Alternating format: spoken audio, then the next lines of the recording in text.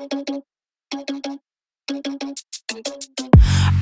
no, that is what they all say when they see me pouring some more. Oh, think it's empty again.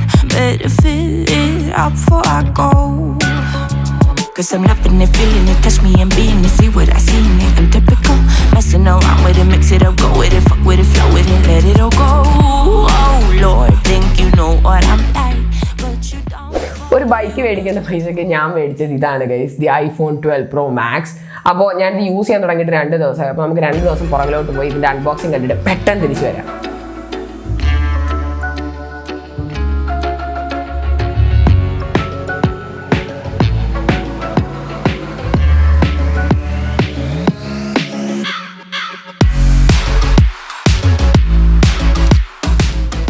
So guys, അത്രയേ ഉള്ളായിരുന്നു ബോക്സിനകത്ത്. ഇനി നമുക്ക് പെട്ടെന്ന് എൻ്റെ 2 ദിവസത്തെ യൂസേജ് വെച്ചിട്ട് ഈ ഫോണിൻ്റെ ഒരു ഇനീഷ്യൽ ഇംപ്രഷൻസ് പറയാം. ഇത് ഫസ്റ്റ് എടുത്തപ്പോഴും ഇപ്പോൾ ഇതിൻ്റെ കയ്യിലേക്ക് ഞാൻ എടുക്കുമ്പോഴും എൻ്റെ ഫസ്റ്റ് തോട്ട് എന്ന് പറയുന്നത് wow, it is premium, it is luxurious എന്ന് തന്നെ ആയിരിക്കും. ആ പ്രീമിയംനെസ്സിൻ്റെ മെയിൻ റീസൺ എന്ന് പറയുന്നത് ഇതിൻ്റെ ഗ്ലാസ് സാൻഡ്വിച്ച് ഡിസൈനാണ് with stainless steel frame. And ഈ stainless steel frame even though അത് ഭയങ്കര ഗ്ലോസി ആണെങ്കിൽ കൂടി it feels very premium guys. പിന്നെ ഒരു കാര്യം എന്ന് പറയുന്നത്, നിങ്ങളിത് കയ്യിലെടുക്കുമ്പോൾ തന്നെ ഇതിൻ്റെ വെയിറ്റ് നിങ്ങൾ നോട്ടീസ് ചെയ്യും. ഇത് 230 grams അടുപ്പിച്ചുള്ളൊരു ഫോണാണ്. സോ നിങ്ങൾ ലൈറ്റ് ആയിട്ടുള്ളൊരു ഫോണൊക്കെയാണ് നോക്കുന്നതെന്നുണ്ടെങ്കിൽ ഇതിലേക്ക് നോക്കുക പോലും വേണ്ട. സൈസിനെ കുറിച്ച് പറയുമ്പോഴാണ് ഇതിൻ്റെ ഡിസ്പ്ലേ സൈസിനെ കുറിച്ച് നമ്മൾ സംസാരിക്കേണ്ടത്. ഫോണിന് ഒരു 6.7 inch ഡിസ്പ്ലേ ആണുള്ളത്. ആൻഡ് ഇത് നിയർലി ഒരു ക്വാഡ് HD പാനലാണ്. ഇതൊരു AMOLED ഡിസ്പ്ലേ ആണ്.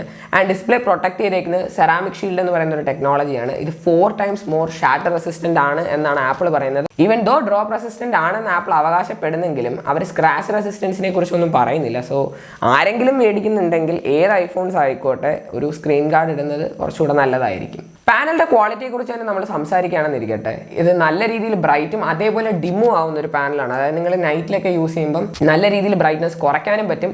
ഔട്ട്ഡോഴ്സ് ഒക്കെ ആണെങ്കിൽ സൺലൈറ്റ് ലെജിബിലിറ്റിയും യാതൊരു ഇഷ്യൂസും ഇല്ല.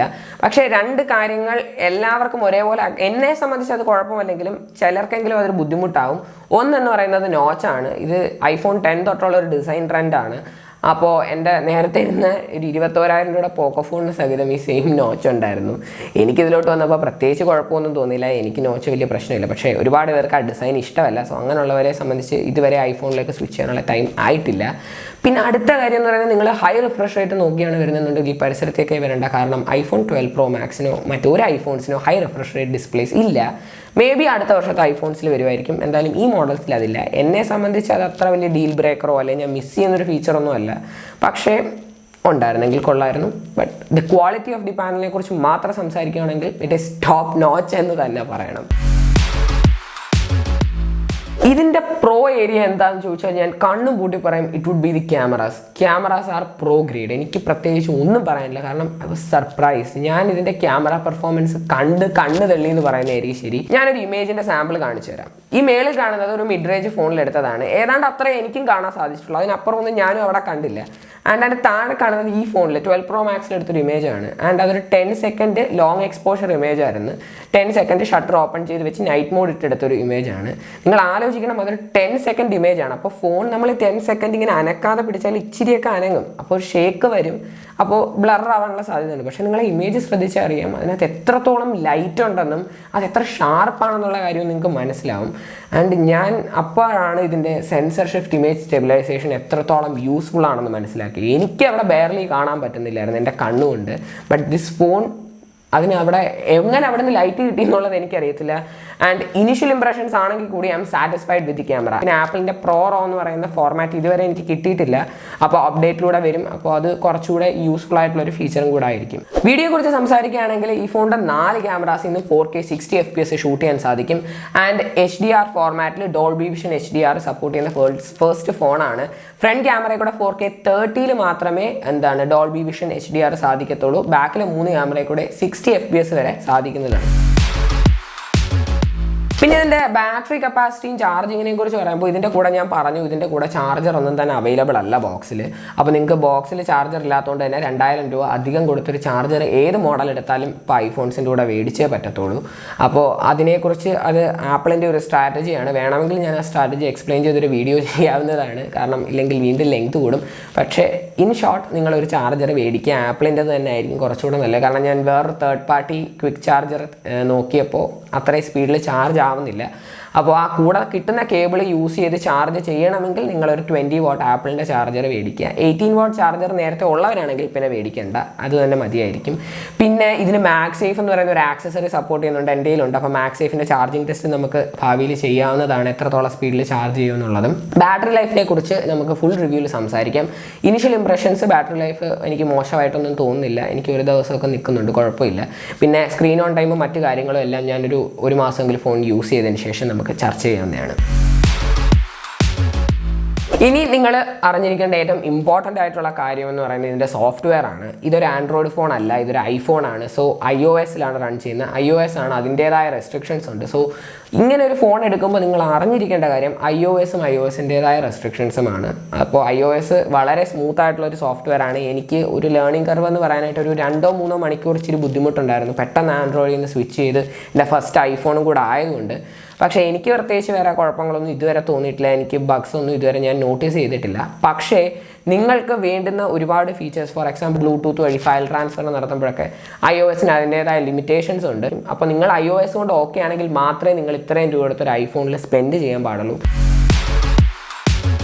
iPhone 12 Pro Maxന് ഇന്റേണലി പവർ ചെയ്തേക്കുന്നത് ആപ്പിളിൻ്റെ A14 ബയോണിക് എന്ന് പറയുന്ന ഒരു ചിപ്പാണ്. ഇതൊരു 5 നാനോമീറ്റർ ഫാബ്രിക്കേഷൻ പ്രോസസ്സിൽ ഉണ്ടാക്കിയിരിക്കുന്ന ചിപ്പാണ്. ആൻഡ് അതുകൊണ്ട് തന്നെ ഇത് ഭയങ്കര എനർജി എഫിഷ്യൻറ്റുമാണ്, പവർഫുള്ളുമാണ്. You can expect very good performance എന്ന് തന്നെ പറയണം. അടുത്ത ഒരു 2, 3, 4 കൊല്ലത്തേക്കാണെങ്കിൽ പോലും iOS ആണ്, സോ അപ്ഡേറ്റ്സ് ലഭിക്കും. നിങ്ങളൊരു ലോങ് ടേം ഫോണൊക്കെയാണ് നോക്കുന്നതെന്നുണ്ടെങ്കിൽ നിങ്ങൾക്ക് ഐഫോൺസ് നോക്കാം. കാരണം ആൻഡ്രോയിഡ് മാനുഫാക്ചേഴ്സ് 3 കൊല്ലത്തിൽ കൂടുതൽ അപ്ഡേറ്റ്സ് അധികം പ്രൊവൈഡ് ചെയ്യാറില്ല. പക്ഷേ ആപ്പിൾ അങ്ങനെയല്ല, മാക്സിമം 5 ഇയേഴ്സ് വരെയൊക്കെ അപ്ഡേറ്റ്സ് പ്രൊവൈഡ് ചെയ്യും. സോ നിങ്ങൾ 4-5 കൊല്ലമൊക്കെ ഫോൺ യൂസ് ചെയ്യുന്നവരാണെങ്കിൽ നിങ്ങൾക്ക് ഈ മോഡൽസ് നോക്കാവുന്നതാണ്. ഇത് മാത്രമല്ല മറ്റ് ഐഫോൺ മോഡൽസ് നിങ്ങൾക്ക് നോക്കാം 12 സീരീസിലെ. പിന്നെ 5 കൊല്ലം എന്നൊക്കെ പറയുമ്പോൾ യെസ്, ഈ ഫോൺസ് 5G കേപ്പബിൾ ആണ്. ഇന്ത്യയിൽ മില്ലിമീറ്റർ വേവ് കേപ്പബിൾ അല്ല, പക്ഷേ ഇന്ത്യയിലോട്ട് മില്ലിമീറ്റർ വേവ് വരത്തില്ല, അതൊരു 5Gയുടെ ടൈപ്പാണ്. ഇത് sub-6 GHz 5Gയും സപ്പോർട്ട് ചെയ്യുന്ന മോഡൽസ് ആണ്. സോ നിങ്ങളിപ്പം 3-4 കൊല്ലം കഴിയുമ്പോൾ നിങ്ങളുടെ ഏരിയയിൽ 5G അവൈലബിൾ ആവുകയാണെങ്കിൽ നിങ്ങൾക്ക് 5Gയും ഇതിൽ നിന്ന് തന്നെ ബെനിഫിറ്റ് ചെയ്യാം. ആൻഡ് ഫേസ് ഐഡിയെ കുറിച്ചും കൂടെ നമുക്ക് അതിൻ്റെ കൂടെ പറയാം. Even though it is fast, എനിക്ക് പറയാനുള്ള ഒരു കാര്യം ഇതിൽ ഫിംഗർ പ്രിൻറ്റ് സെൻസർ ഉണ്ടായിരുന്നേ കൊള്ളാമായിരുന്നു എന്നുള്ളതാണ്. കാരണം ഞാൻ പുറത്തോട്ട് 1-2 തവണ പോയപ്പോൾ ഞാൻ മാസ്ക് ഇട്ടിട്ടുണ്ടായിരുന്നു. അപ്പോൾ എനിക്കിതിനകത്ത് പാസ്കോഡ് ഡയറക്റ്റ് എൻ്റർ ചെയ്യേണ്ടി വന്നു, ഫേസ് ഐഡി വർക്ക് ചെയ്തില്ല മാസ്ക് ഇട്ടുകൊണ്ട്. അപ്പോൾ ഫിംഗർ പ്രിൻറ്റ് സെൻസർ എസ്പെഷ്യലി ഈ പാൻഡമിക്കിൻ്റെയൊക്കെ സമയത്ത് ഉണ്ടായിരുന്നെങ്കിൽ നല്ലതായിരുന്നു എന്ന് തോന്നി. പക്ഷേ ഇല്ലെങ്കിലും കുഴപ്പമില്ല, ഞാൻ പുറത്തധികം പോകാത്തതുകൊണ്ട് കുഴപ്പമില്ല. പക്ഷേ പുറത്തൊക്കെ പോകുന്നവരും എപ്പോഴും മാസ്ക് ഇടുന്നവരും ആണെങ്കിൽ എപ്പോഴും നിങ്ങൾ പാസ്കോഡ് എൻ്റർ ചെയ്യേണ്ട ഒരു സിറ്റുവേഷൻ വരാനുണ്ട്. ഞാൻ ആദ്യം പ്രൈസിങ്ങിനെ കുറിച്ച് പറഞ്ഞത് ആദ്യമേ ആൾക്കാരെ ഇവിടുന്ന് പേടിപ്പിച്ച് ഓട്ടിക്കേണ്ടല്ലോ എന്ന് വെച്ചിട്ട്. കാരണം they are like premium products here in India. മറ്റ് രാജ്യങ്ങളെ അപേക്ഷിച്ച് നോക്കുമ്പോൾ ഇവിടെ ഭയങ്കര വില കൂടുതലാണ്. അപ്പോൾ സ്റ്റാർട്ടിംഗ് പ്രൈസ് എന്ന് പറയുന്നത് തന്നെ 1,30,000 ആണ് പ്രോ മാക്സിൻ്റെ ബേസ് വേരിയൻറ്റ്, അതായത് 128 GB വേരിയൻറ്റ്.